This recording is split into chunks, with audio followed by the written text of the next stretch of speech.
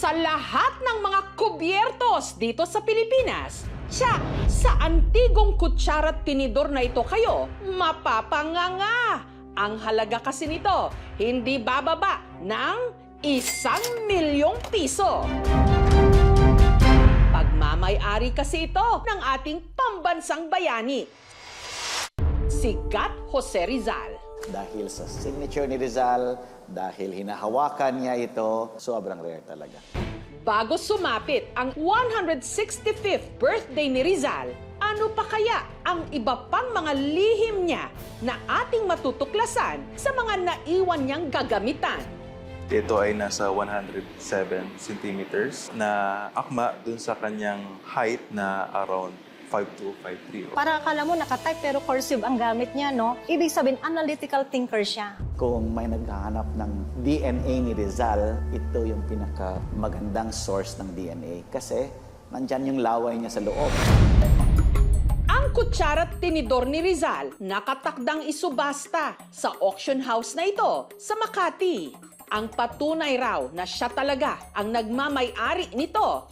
Ang mga nakaukit ditong initials ni Jose Rizal, ang J at R, ang mga kubyertos na may habang 19 centimeters at pinagsamang timbang na 68 grams gawa sa German silver.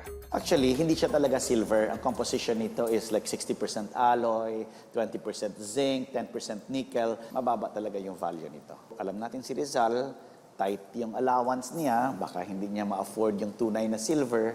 So, ito yung pinakamalapit. Binili raw ni Rizal ang kubyertos noong 1880s sa Germany, kung saan din niya inilimbag ang kanyang kontrobersyal na nobela, ang Noli Me Tangere. Nung mga panahong yon, mainit na sa mata ng mga Kastila ang kanyang akda. Inilahad kasi rito ni Rizal ang pang-aabusong sinapit ng mga Pilipino sa kamay ng mga mananakop. Rizal was the pinakaunang whistleblower. Siya nang unang nag-expose sa corruption sa Pilipinas. Hindi niya akalain na sobrang naging sikat siya at saka yung Noli. Lahat ng bagay na isinulat ko ay nakaugat sa katotohanan. But ang problem, ang dami rin niyang kagalit. Natakot yung family niya, pati yung mother niya, na baka lasunin siya ng mga pare. Pero paano naman mapoprotektahan si Rizal ng hamak niyang kubyertos? Ang sagot, nasa material na ginamit sa paggawa sa mga ito. Diba may expression, born with a silver spoon?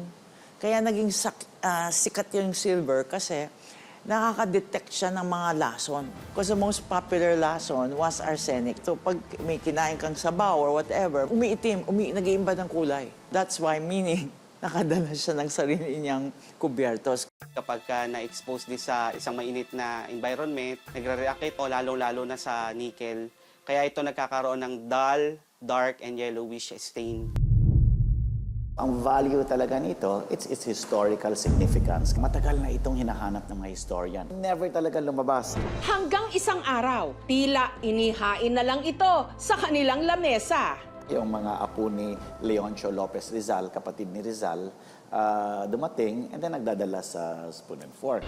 Kwento ni Raul, apo sa talampakan ni Rizal, sa kapatid nitong si Narcisa, nahanap daw nila ang kubyertos sa museum na ipinatayo ng kanilang angkan para sa kanilang ninunong bayani. Compound namin may museo, yung mga great-grandfather ko, early 80s. Tinamaan ng kidlat yung museo, pero madami pa rin nasalba ng mga bagay at gamit ni Rizal. Isang araw rito ang kubyertos na pinagpasapasahan ng kanilang angkan sa loob ng ilang henerasyon. Kanya mismo to, walang ibang gumagamit nitong kubyertos. Oras na rin for the next generation and to be custodians of these items. It's also a good time for people na ma-realize, sino ba si Rizal? Bakit ba siya pinatay? Ano ba yung mga ginawa niya? Ano yung idealism niya? Ang hinihingi lang namin ay pagkakapantay-pantay. Isang mapayapang pagbabago sa pamamagitan ng edukasyon at gawaing sibiko. Makilala ang Pilipino bilang kapantay ng Kastila. Kabilang din sa mga isusubasta ang flute o plauta ni Rizal. Sa litratong ito, kasama ang reformist na si Valentin Ventura, mga pintor na sina Felix Resurrección Hidalgo at Juan Luna, kasama ang misis ni Luna na si Paz Pardo de Tavera, makikitang hinihipan o tinutugtog ni Rizal ang kanyang plauta. Ito talaga, makikita natin na si Rizal, multidisciplinary talents kasi galing siya magsulat. Doktor siya, nagpipaint din siya. He was also a musician. Itong flute, galing sa family din ito, sa mga apo ni Leoncio Lopez Rizal. Ang starting bid para rito, tumataginting na 2 million pesos. Kung may naghahanap ng DNA ni Rizal, ito yung magandang source ng DNA. Kasi nandyan yung laway niya sa loob. Ang rarity dito dahil gamit siya sa pinaka-importanteng Pilipino sa kasaysayan natin. Pero hindi kailangang maging milyonaryo para lang makita sa mga auction ang mga naiwang gamit ng ating pambansang bayani. Marami kasi sa mga kagamitan ni Rizal naka-display na sa mga museum. Dito, sa dating bahay ng pamilya Rizal sa Calamba, Laguna, na ginawa na ring museum, masisilayan ang kanyang mga original na gamit. Itong bahay ni Rizal sa Calamba, yung original na bahay ay kung saan dito sinilang si Jose Rizal. Kabilang sa mga nakadisplay ang damit pang ilalim ni Rizal para itong pajama na may 4 na butones. Ang tawag dito, Long John. Based sa record, ito ay nasa 107 centimeters na akma dun sa kanyang height na around 5'2", 5'3".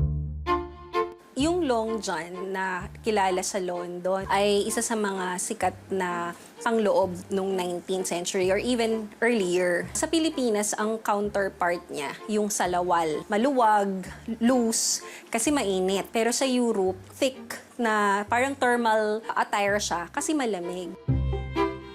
Posible para hindi maghalo yung damit sa ibang damit or para matukoy na ito'y damit ni Jose Rizal. Kaya siguro nilagyan ng JR.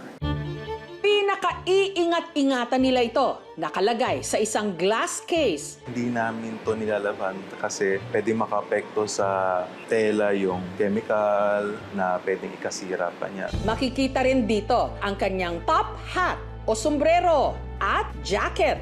Dinonate sa atin ng kanyang nakakabatang kapatid babae na si Doña Trining noong taong 1948. Nandito rin ang replika ng kanyang mga pinakamahalagang obra, ang mga nobelang Noli Me Tangere at ang El Filibusterismo. Nakapaloob ang mga ito sa glass case na sa bandang ibaba. Clinical notes ni Rizal. Siya raw mismo ang may sulat.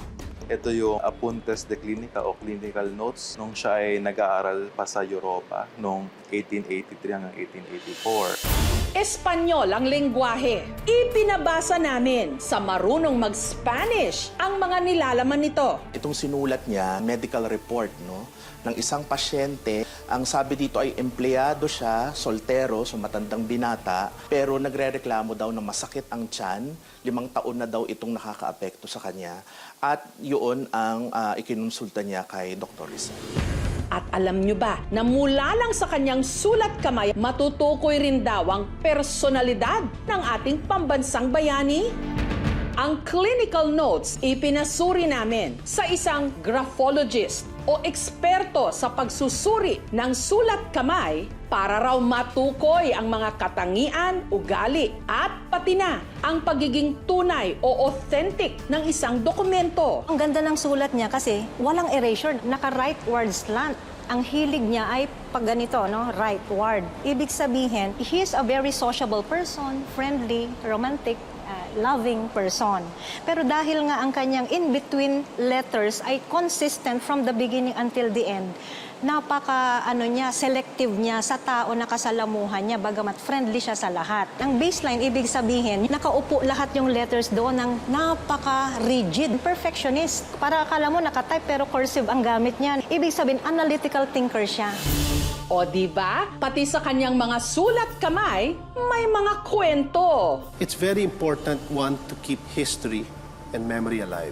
The old saying that you must learn from history so that you don't repeat your mistakes, di ba? Hanggang ngayon, relevant pa rin yan today eh. Namatay siya para sa bansa natin. Pero nakikita natin ang ating minsan yung ating mga politiko hindi natin mapag-asahan. Ngunit ang pamumunong walang pagkakaisa ay wala rin silbi.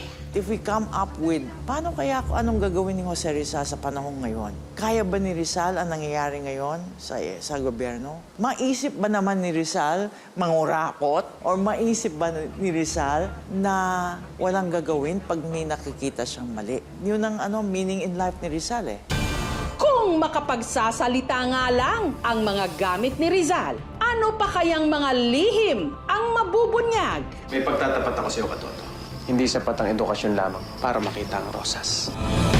Ano pang mga kwento ang mabubuhay? Hanggat hindi tayo natututong gumalang sa ating mga sarili, kailanman ay hindi tayo igagalang ng ibang lahi. Para sana panghugutan natin ang inspirasyon sa gitna ng mga hamong kinakaharap ng ating bayan ngayon. Ganun ay baguhin mo ako. Ipakita mo sa akin na ang mahalaga ay ang bayan. Na dumadaloy sa ating dugo at lahi ang mga pinanindigan at ipinaglaban ni Rizal na prinsipyo. Consumatum est!